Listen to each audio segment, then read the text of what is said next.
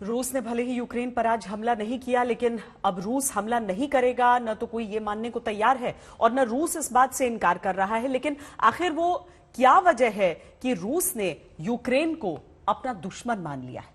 और आखिर यूक्रेन की वो कौन सी चाहत है जिससे रूस इतनी बुरी तरह चिढ़ा हुआ है कि वो पूरी दुनिया से दुश्मनी लेने को तैयार है? आपको विस्तार से बताते हैं। दरअसल विवाद की वजह यह है कि Ukraine north Atlantic treaty organisation यानी नेटो का सदस्य देश बनना चाहता है।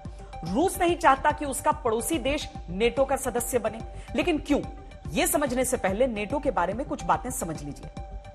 नेटो दुनिया का सबसे बड़ा सैन्य गठबंधन है जिसकी मौजूदगी दुनिया भर में है। नेटो में अमेरिका, कनाडा, ब्रिटेन और फ्रांस जैसे 30 देश शामिल हैं। द्वितीय विश्व युद्ध के बाद 1949 में बने इस संगठन का उस समय सबसे बड़ा मकसद था सोवियत संघ के बढ़ते दायरे को सीमित करना। अब नेटो का प्रमुख मकसद यह है कि अगर कोई बाहरी देश किसी नेटो सदस्य देश पर हमला करे तो बाकी सदस्य देश हमला झेल रहे देश की सैन्य और राजनीतिक तरीके से सुरक्षा करेंगे। नेटो ट्रीटी के अनुसार कोई भी यूरोपीय देश जो उत्तरी अटलांटिक क्षेत्र की सुरक्षा को बढ़ावा और कायम रखना चाहता है वो इसका सदस्य बन सकता है। रूस और यूक्रेन के बीच मौजूदा तनाव का नेटो से गहरा नाता है। रूस नहीं चाहता कि यूक्रेन किसी भी कीमत पर नेटो का सदस्य बने। इसकी वजह भी समझिए।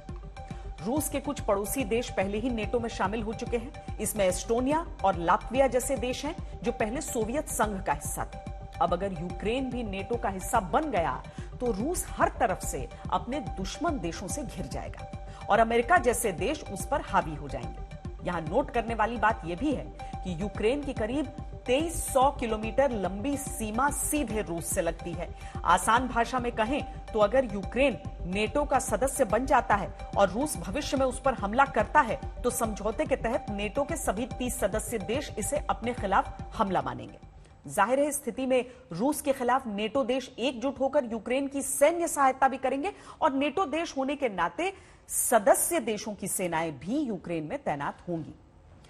यही रूस की सबसे बड़ी परेशानी है। लेकिन अब सवाल यह है कि यूक्रेन नेटो में क्यों शामिल होना चाहता है।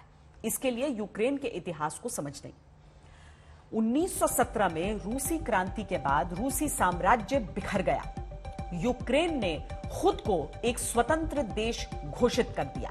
हालांकि यूक्रेन 3 साल तक आजाद रहने के बाद 1920 में सोवियत संघ में शामिल हो गया। 1991 में जब सोवियत संघ टूटा तो यूक्रेन सहित 15 नए देशों का गठन हुआ।